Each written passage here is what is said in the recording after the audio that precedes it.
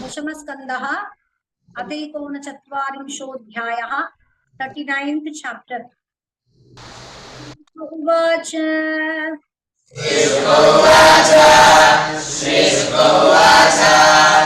गोपविष्टः पर्यङ्के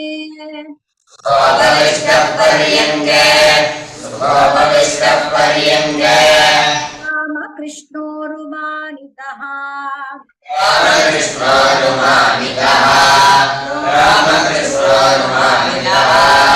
वेधे मनोरथान् सर्वान्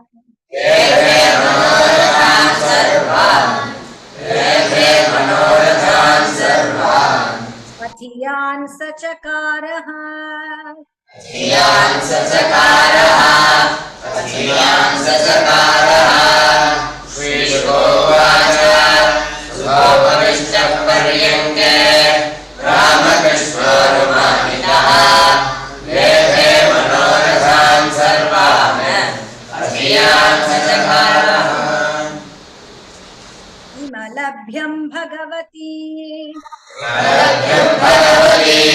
किमलभ्यं भगवती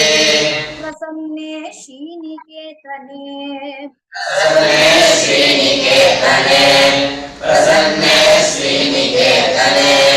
तथापि तत्परा राजन् न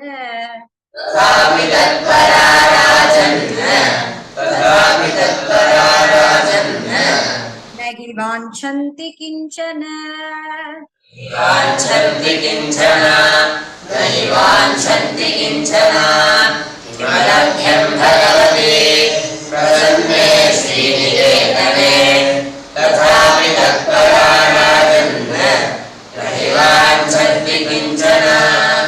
वायन्तनाशनं कृत्वा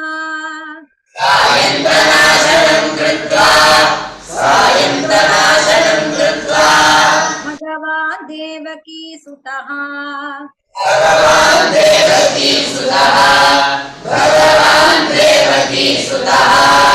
सुहृत्सुहृत्तं कंसस्य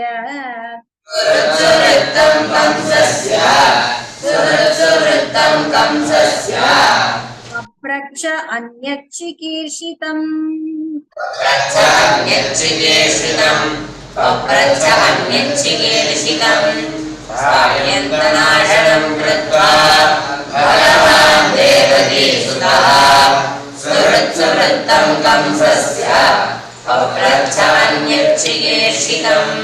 श्रीभगवानुवाच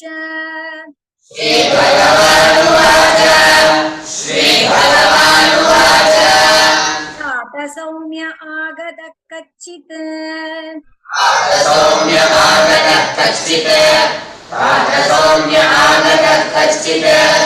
स्वागतं भद्रमस्तु वः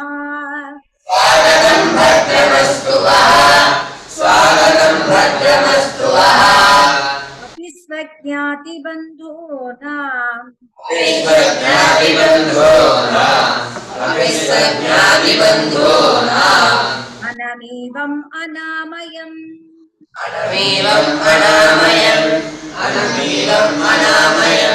श्रीभगवानुवाच सौम्य आगतः कश्चित् स्वागतं भद्रमस्तु वः अपि स्वज्ञातिबन्धूनाम् अनमीवम् अनामयम् किं नु न कुशलं पृच्छे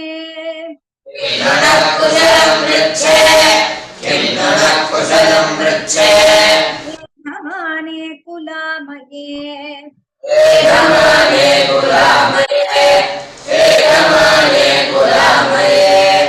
कंसे मातुलनाम्यङ्ग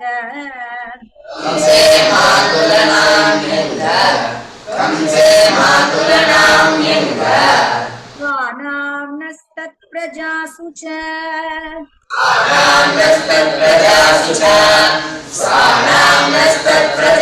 च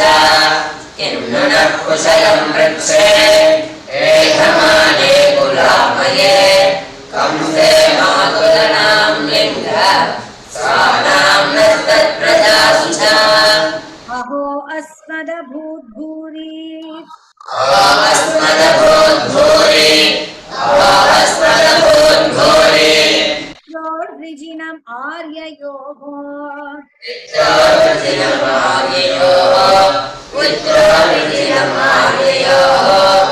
यद्धेतोः पुत्रमरणम् यद्धेतोः पुत्रमरणम् यद्धेतोः पुत्रमरणम् यद्धेतोर्बन्धनं तयोः यद्धेतोर्बन्धनं तयोः यद्धेतोर्बन्धनं तयोः आस्मदभूद्घोरे पित्रोर्विधिनं आययोः यद्धेतोः पुत्रमरणम् यद्धेतोर्बन्धनं तयोः दृष्ट्याद्यदर्शनं स्वानाम् दृष्ट्याद्यदर्शनं स्वानाम् दृष्ट्याद्यदर्शनं स्वानाम् मह्यं वः सौम्यकाङ्क्षितम् मह्यं वः सौम्यकाङ्क्षितम् मह्यं वः सौम्यकाङ्क्षितम् सञ्जातं वन्यतां तात सञ्जातं वर्ण्यतां तात सञ्जातं वर्ण्यतां तात तव आगमनकारणम् तव आगमनकारणम् तव आगमनकारणम् नित्याद्यदर्शनं स्वानाम् मह्यं वः सौम्यकाङ्क्षितम् सञ्जातं वर्ण्यतां तात तव आगमनकारणम् श्रीशुक उवाच श्रीशुक उवाच श्रीशुक उवाच दृष्टो भगवता सर्वम् पृष्ठो भगवता सर्वम् पृष्ठो भगवता सर्वम् वर्णयामास माधवः वर्णयामास माधवः वर्णयामास माधवः वैरानुबन्धं यदुषो वीरानुबन्धं यदुषो वीरानुबन्धं यदुषो वसुदेववधोद्यमम् वसुदेववधोद्यमम् वसुदेववधोद्यमम् श्रीशुक उवाच पृष्ठो भगवता सर्वम् वर्णयामास माधवः वैरानुबन्धं यदुषो वसुदेववधोद्यमम् यत्सन्देशो यदर्थं वा सन्देहो यदर्थं वा यत्सन्देहो यदर्थं वा दूतः सम्प्रेषितः स्वयम् दूतः सम्प्रेषितः स्वयं दूतः सम्प्रेषितः स्वयं यदुक्तं नारदेनास्य युक्तं नारदेनास्य युक्तं नारदेनास्य स्वयन्म आनकदुन्दुभेः महानकदुन्दुभेः स्वजन्मानकदुन्दुभेः यत्सन्देहो यदर्थं वा दूतः सम्प्रेषितः स्वयं यदुक्तं नारदेनास्य स्वजन्मानकदुन्दुभेः श्रुत्वा अक्रूरवच कृष्णः क्रोरवच कृष्णः श्रुत्वा क्रोरवच कृष्णः बलश्च परवीरः वरश्च परवीरः वरश्च परवीरः रहस्यनन्दं पितरम् रहस्यनन्दं पितरम् रहस्यनन्दं पितरम् राज्ञादिष्टं विजग्नतुः राज्ञादिष्टं विजग्नतुः राज्ञादिष्टं विजग्नतुः श्रुत्वा क्रोरवचः कृष्णः वरश्च परवीरः रहस्यनन्दं पितरम् राज्ञादिष्टं विजग्नतुः गोपान् समादिशत्सोऽपि गोपान् समादिशत्सोऽपि गोपान् समादिशत्सोऽपि नृत्यतां सर्वगोरसः नृत्यतां सर्वगोरसः नृत्यतां सर्वगोरसः उपायनानि गृह्णीध्वम् उपायनानि गृह्णीध्वम् उपायनानि गृह्णीध्वम् युज्यन्तां शकटानि च युज्यन्तां शकटानि च युज्यन्तां शकटानि च गोपान् समादिशत्सोऽपि नृत्यतां सर्वगोरसः उपायनानि गृह्णीध्वम् युज्यन्तां शकटानि च वास्यामश्वो मधुपुरी यास्यामश्वो मधुपुरीम् यास्यामश्वो मधुपुरीम् दास्यामो नृपते रसान् दास्यामो नृपते रसान् दास्यामो नृपते रसान्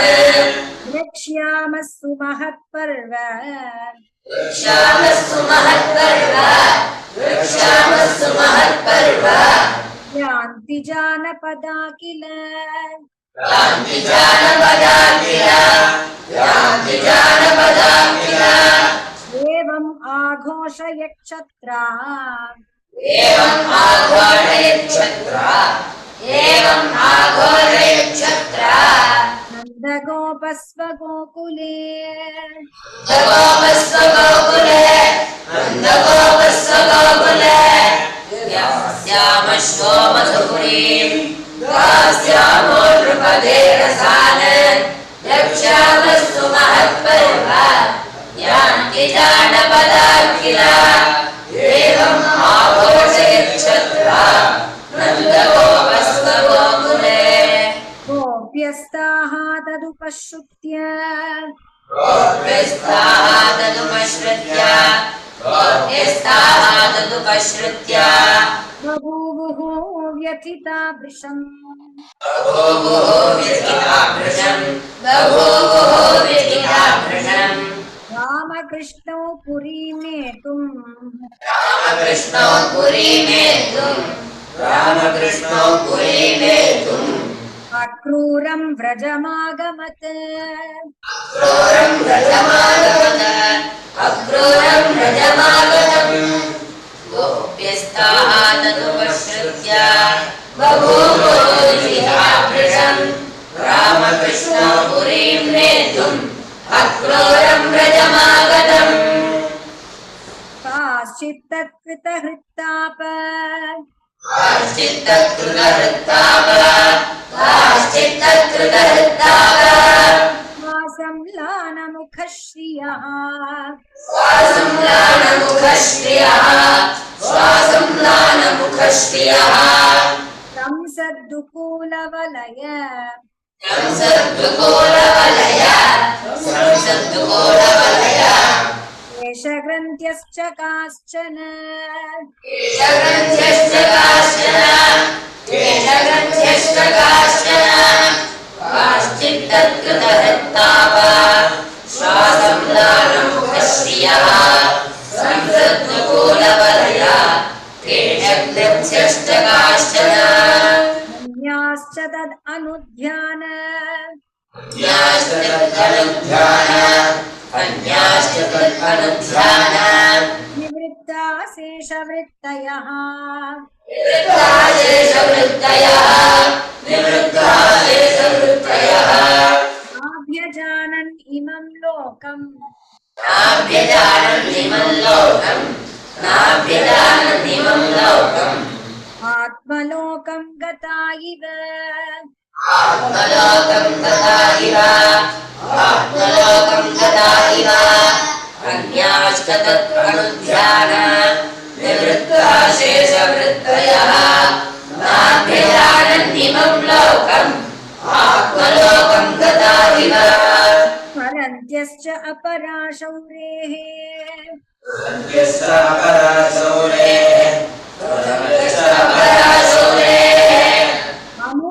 अनुरागस्मितेरिताः अनुरागस्मितेरिताः हृदि स्पृशः चित्रपदाम्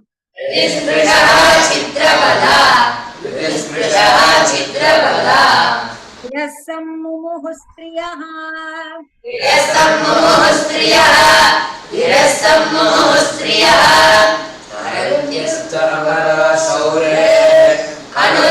अनुरागस्मितेरिताः हृदिस्पृशः चित्रपदा गिरस्तम्मुमुः स्त्रियः गतिं सुललितां चेष्टाम्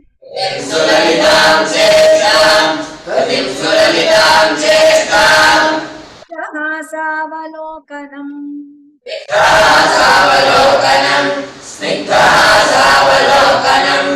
भोगापहानि नर्माणि शोकापहानि कर्माणि शोकापहानि कर्माणि प्रोद्धामचरितानि च रोद्धामचरितानि च रोद्धामचरितानि च श्रुतिं सुललितां चेष्टां स्निग्धासावलोकनम् शोकापहानि कर्माणि रोद्धामचरितानि च चिन्तयन्त्यो मुकुन्दस्य चिन्तयन्त्यो मुकुन्दस्य चिन्तयन्त्यो मुकुन्दस्य गीताविरहकातराः गीताविरहकातराः गीताविरहकातराः समेतसङ्गशप्रोचुः नेता सङ्घयप्रोचुः सनेता सङ्घयप्रोचुः अश्रुमुख्योच्युताशयाः अश्रुमुख्योच्युताशयाः चिन्तयन्त्यो मुकुन्दस्य गीताविरहकातराः सनेता सङ्घयप्रोचुः अश्रुमुख्योच्युताशयाः श्रीहरये नमः हरे